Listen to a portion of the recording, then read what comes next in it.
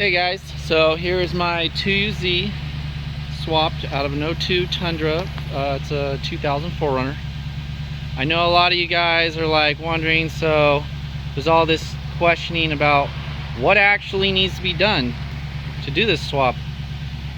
I do a lot of swaps, and I have to say this swap is probably number 2 on my easiest to do swaps that I've ever done in my life so far, and I've done probably about 30 swaps, maybe like 28 to 30 swaps. This is my first 2UZ in a 4runner, but I also did a 2UZ in a 1986 Chevy Suburban, but I did the VVTi, and that was probably one of my harder wiring swaps.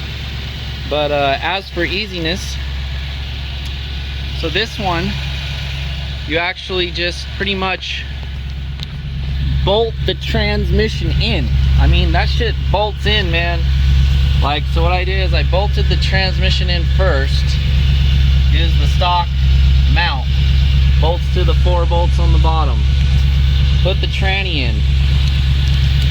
Then I just cut off the brackets from I took the motor mounts off of the engine block.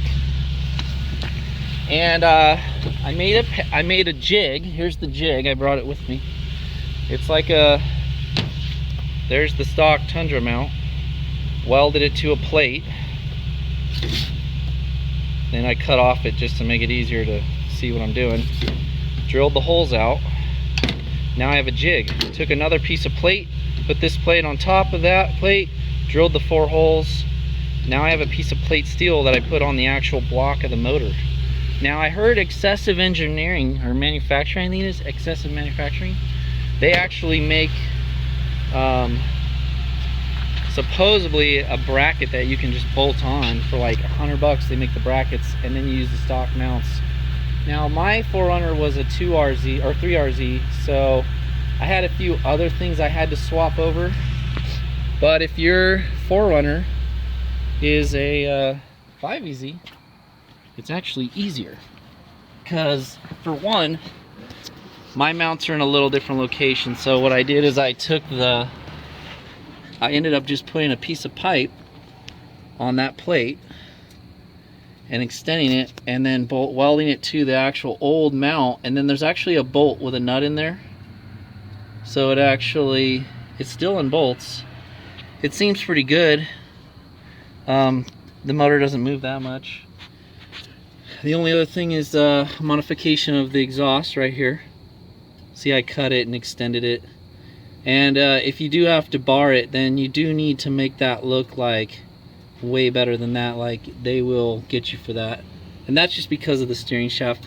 But which I heard if you do a 3-inch body lift, it kind of fixes that problem. But that was another kid online that actually did that. And he has a whole write-up on his, which is where I read up about the whole body lift thing, but I don't want to do body lift.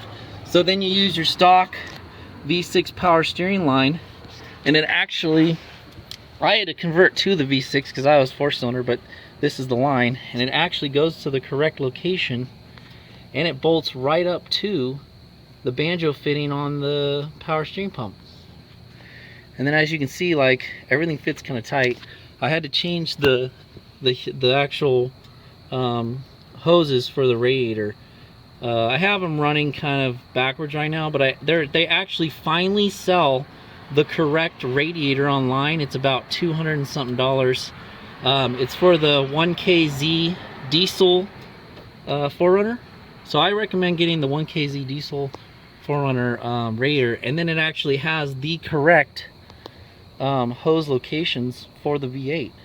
It's pretty sick. The pan actually lines up pretty nice, goes right there. And then the only other thing I had to mess with was I had to do an electric fan, obviously, because unfortunately you can't do that wonderful clutch fan that works so freaking good. But I did a SPAL. It's a SPAL 12-inch, I think it is, or 14-inch, and this works pretty good.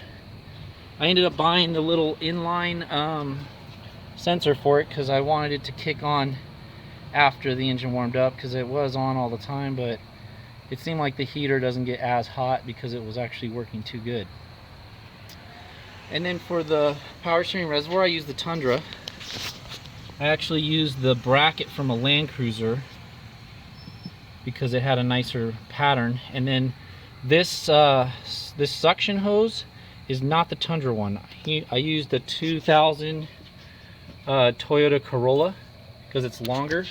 I think Camry V6 is the same, but yeah, it's longer, so it actually gave me more room to bring it up. And then this is just universal, you know, tranny cooler line, so that's real easy to do.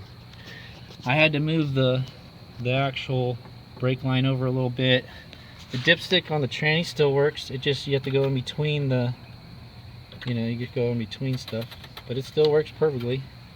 The only downfall I noticed is when you go do spark plugs, do them before you put the motor in, because that coil pack kind of hits the booster a little bit, but it's not a big deal. I just did the Iridium 120,000 mile plugs. Boom, good to go. Like, I mean, that's gonna take a while to do that many miles on mine, because I don't daily it, but I do drive it a lot.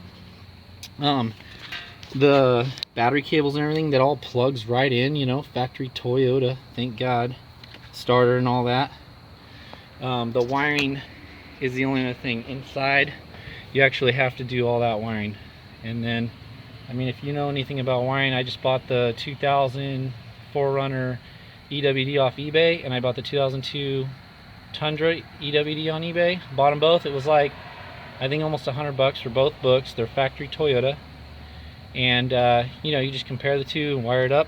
I actually added my this is my canister. This is actually the 4runner canister. It's the exact same as the Tundra. Pretty cool.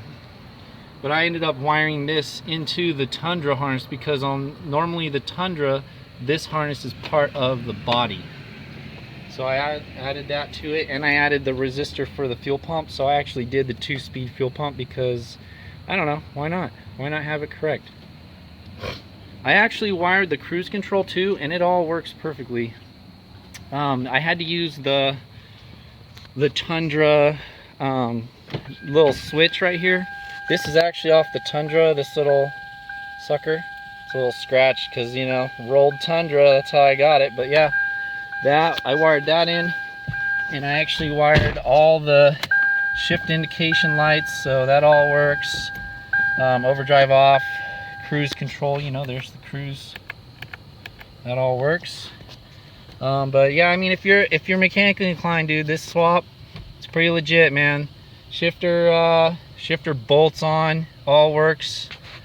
The only thing that's really tricky is the wiring. I mean, that took me about I think that took me about 20 hours to do the wiring, and then to work out some bugs that I had, which you got to run the actual brake light switch from the Tundra, because it has a resistor in it for the torque converter lockup setup. So for some reason, when you hit the brake, if you let off the brake, it's going to code for you know, brake light switch.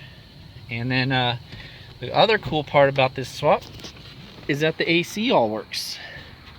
So what you do is you use the stock Tundra line, pull your line off your condenser right here. Where is it? Right there. Take that line off, and then here's the Tundra. I had to notch this a little bit because the if you don't do the body lift, you know, but I just notched it and then threw some paint on there just for now. But this actually is the stock Tundra, and then I took the Tundra suction line right here. Or wait, is that suction? That's the feed one. But yeah, I took this line off the Tundra. It bolts directly on there. This is all Tundra as well, and it goes back to the engine, to the compressor. So then the line that you take off of your 4runner, the line that comes off of there, you just loop it around. See how I have it looped? It does like a U-turn, and you hook it right back in over here. So now, instead of using the other side of the condenser, you're using this side. So you loop that back around, everything else stays the same. Evac, charge it, takes the same amount of Freon, and As long as you have good cooling, like you're moving, it works. I noticed it started to get a little warm on me in the 114 degree weather, but like, go figure. I mean, that shit's hot, you know. Anything below 100 degree weather, it works like amazing. It works amazing. Or if I'm on the freeway, it works great. I just hooked all the evap lines up like they're supposed to be. Fuel line screws right in like it's supposed to, like factory. This is all, I mean, it looks factory under here, you know. Hooked up the booster line. The heater hoses all work. I just hooked it right up the way it's supposed to be. All from Tundra. This is my 4runner side, and then I just put a little one right here because I have the rear heater. I didn't want to lose that, so put that on. And hope this swap's easy for you guys. Any questions or whatnot, hit subscribe on my video. I definitely do a lot of swaps, and there'll be a lot more to come. So have a good one, guys. Hope this helps.